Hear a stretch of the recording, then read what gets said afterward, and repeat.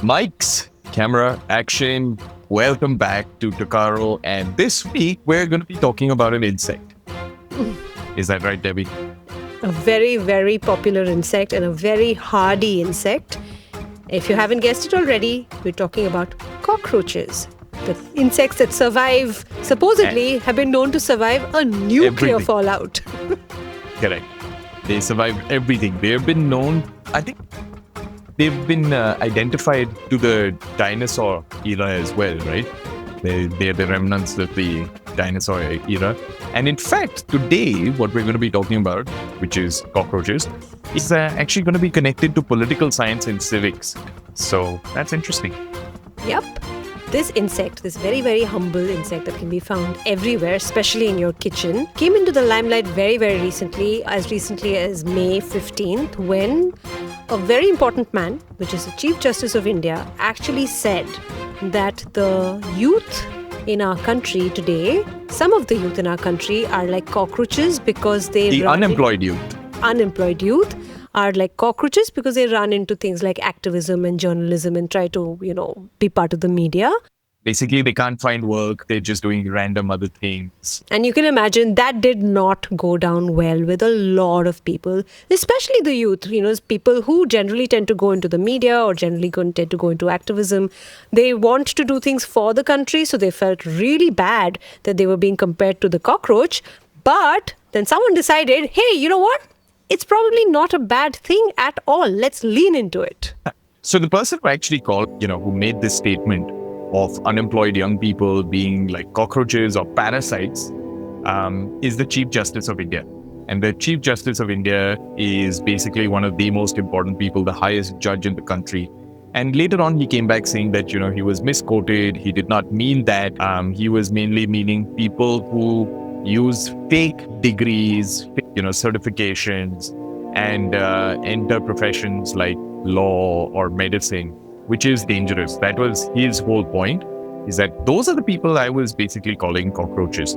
But it was already too late because, when you use words like this and you're such a powerful person, it immediately catches on. And so what happened is, like you said, Debbie, within basically hours of the Chief Justice saying this, a young guy whose name is Abhijit Dipke, he now is a political communications strategist, which in very simple terms basically means he works with political organizations and does communications and marketing for them. And he posted a very, very simple question on X, which is a social media platform, which was known as Twitter. And he just asked a very simple question. What if all these cockroaches come together? That's it. Yeah. Not an angry statement, nothing, very special about it, but a very, very simple statement.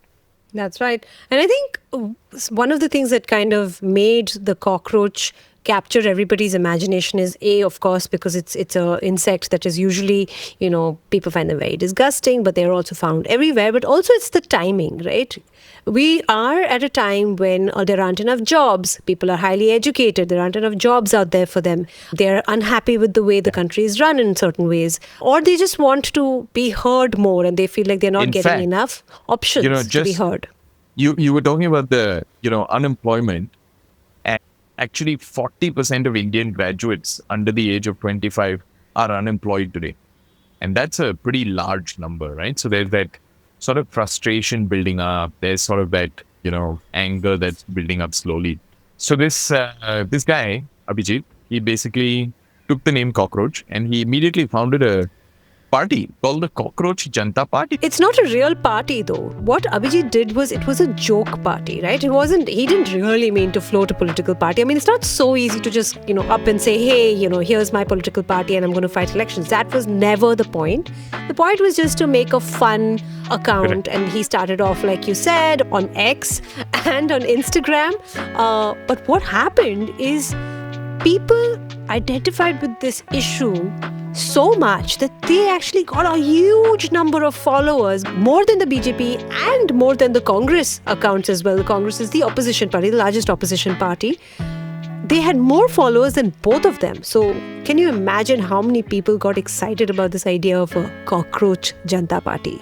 Within days, they basically had a bigger Instagram following than the two biggest political parties in India, which have been around for like decades, right? And in fact, if you think about it, what he did very cleverly, and this is very common in politics, is or in social movements, if I were to rephrase that, is that you take an insult and you make it your identity, which is very, very interesting, right? Because when you insult someone, there is a group of people and you make that your identity. And that's happened many times in the past through various different kind of movements where people have, taken on that insult and made it their own and made it their real motivation or mission to kind of go down that path, right? So why did it catch fire so fast? Is because of that unemployed rate that we have in India today. And we're starting to see there's more and more, conversation about, what's happening with the IT industry, which is one of the largest employers with AI coming in. Are there going to be jobs? What kind of jobs? So there's a lot of uncertainty. And I think even from an economy perspective, all of y'all, I'm sure, have heard of the Iran wars, and that's creating a lot of concerns globally. There's a lot of unrest and, the unknowns happening in the world today, which really lends itself to this. One of the other interesting things to note, and this is something that if you ever decide to study politics and if you want to go into the history of how movements are built, the other interesting thing about this is, when you say cockroach, it's funny, right? It's supposed to be, it's a tool. It's actually a popular tool called using satire. Satire is basically when you make fun of something, but are trying to make a very serious point. And that's what is happening here. They are leaning into satire as a tool to make their point. It's been used very popularly. In fact, you find a lot of cartoonists. If you've ever looked at the newspaper, there'll be a little cartoon, a little drawing that will usually comment on something that's happening in the world around you. And the cartoon usually can say things that most other people can't, right? Because you're leaning into humor and jokes to make a very, very serious point. And that's exactly this as well. The Cockroach Janata Party is using a joke, is using satire, it's using something that is not so serious to make a very, very serious point about how the youth want changes to happen in the country. And they've actually created a list, right? They've created a list of demands that they want the government to take seriously. So actually those demands are quite serious, right? While the satire piece is to kind of bring people together because it automatically disarms you, right? So once they got all these people, and I think it was a surprise even for Abhijit to get so many people, but once that happened, he used the platform to kind of talk about some very serious demands. One is, there should be 50% women's representation in the government, in the parliament and in cabinet. 50%. We are drastically lower than that percentage today as a current reality.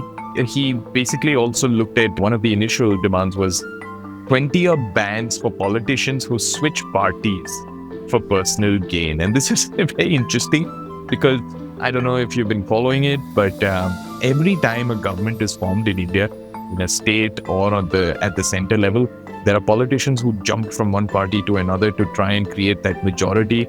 And it's just kind of become almost, it's almost become a joke because of the number of times people jump parties and, they'll say, oh, now I'm going from one to the other because the other one has more votes and blah, blah, blah. Because decisions are taken in our country based on majority, right? Majority wins in a democracy. And that's exactly why people move around so much. They're like, okay, imagine if you are trying to make a decision about what you should get for lunch tomorrow in your class. One group wants, burgers. The other group wants biryani. Say it's a class of 100. 50 people who want biryani, 50 people who want burgers. That's a tie. How do you make sure that one group wins? You move from one group to the other, right? So you try to get more people maybe in the biryani group. And that's exactly what keeps happening in Indian politics. And that's what they said, that we cannot allow that to happen because that's unfair. So we're going to ban any politician who jumps around like this. Now, while that biryani and burger talk sounds yummy, some of the other things that he was also talking about was, vote tampering, electoral fraud. He was talking about media ownership, the fact that no big entity should own the media so that it's actually free and neutral. He also basically talked about fast track appointments for retired judges.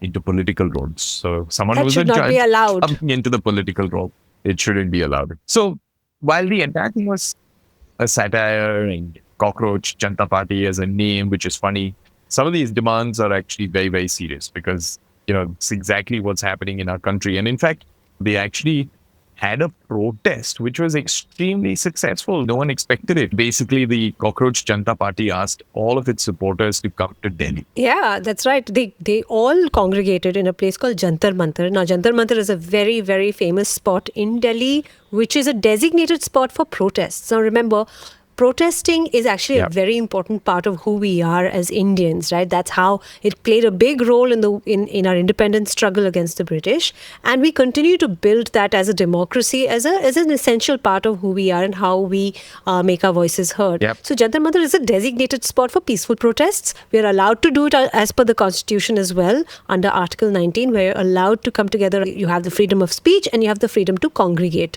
So thousands of people turned up, and they were told to just show up with, I think, a couple of things. They were told to bring a book, and they were told to carry the national flag, the Tiranga, to showcase their patriotism. And they were also told that everything has to be as peaceful as possible, because this is not to fight. This is not about anger. This is about being heard. Thousands and thousands of people turned up. They had these cockroach masks that they printed out, and they wore those and came. They made fun posters, and it actually was a really, really successful congregation.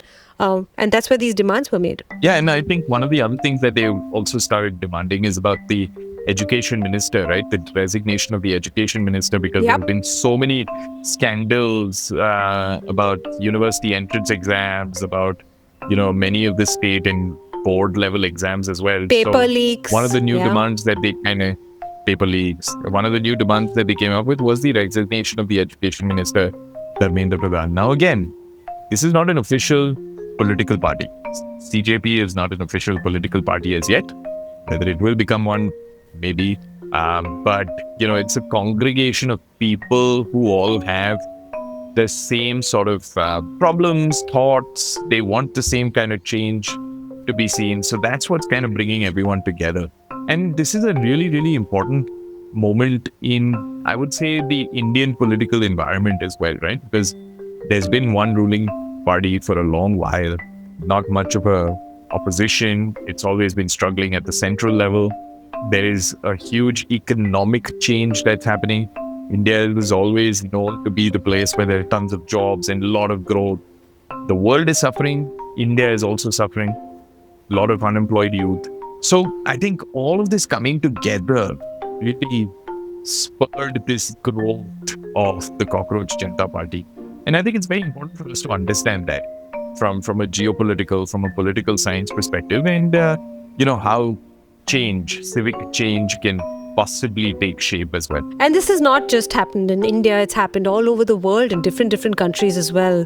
I mean, Fridays for the Future is one example of, how students came together and started protesting. It started with Greta Thunberg, remember her? It's all about coming together and making their voices heard, saying that you guys need to do something, take the climate seriously, take climate change seriously, and make policies and rules around it so that we can have a safer planet, a better planet. There have been many such movements. Some movements that took place in Hong Kong, in Myanmar. There's more recently, we've covered it on Takaro as well. It happened in Nepal. It happened in Sri Lanka. But of course, this is not the same thing, because those protests kind of went a little too far. And that's what the difference is right now. This is a peaceful movement. And it's, like I said, not a political party. It's a satire, right? It was a joke that became bigger than they expected to ever become. So no one knows where it's going to go from here. But a lot of people are very interested to see what this Cockroach Janata Party will do. Whether they will continue to just be, something that brings people together to talk about issues, or does it actually become a political party? Does it fade away? Does everyone forget about it in the next 2 weeks, 2 months? But it's made a few changes already. It's made us sit up and start talking about the youth in India, what's happening, the opportunities or the lack of opportunities. And I think it's important for all of us to kind of understand where we are at from a country perspective. And so next time someone in power uses a word to insult or demean another group, you may want to rethink it. it may actually turn out to be complete mess because of what you started, and you'll be unintentionally or whatever. Yeah. Correct. Absolutely. Correct. Absolutely. As we keep saying, the beauty of being in a democracy is the opportunity to have your voice heard, and there are different ways for that to happen, right? Great. With that, we will wrap up this episode of Takaro Kids. We hope we've given you a good understanding of political movements and how they could start and what they mean in a country like ours. But we will not go before we give you our quiz question for this week. I hope you're ready. The quiz question this week is: what is the meaning of Jantar Mantar, the place where the Cockroach Janata Party held its protest? Okay, I'll give you options. This is super interesting. I want you to go back and I want you to research this yourselves and learn about what Jantar Mantar means. The options are: 1. Magical garden. Option 2. Calculating instrument. Option 3. People's meeting place. And option 4. Protest park. Okay, go back, look it up. Sound like abracadabra? Jantar Mantar. That's what I said. Abracadabra. Magical garden. Maybe it's that. Maybe it's that, Kiran, if that's your choice. Maybe it's that. Ooh, is that my choice? Look it up. Look it up. And you'll be surprised to find that the Jantar Mantar in Delhi is not the only one in our country. So that's enough information for you for now. Go look it up. Go figure out what the Jantar Mantar means and send in your answers to takarokids.com, or ask your parent to direct message us on Instagram with the answer. And until next week, it's time for us to say bye-bye. Bye-bye.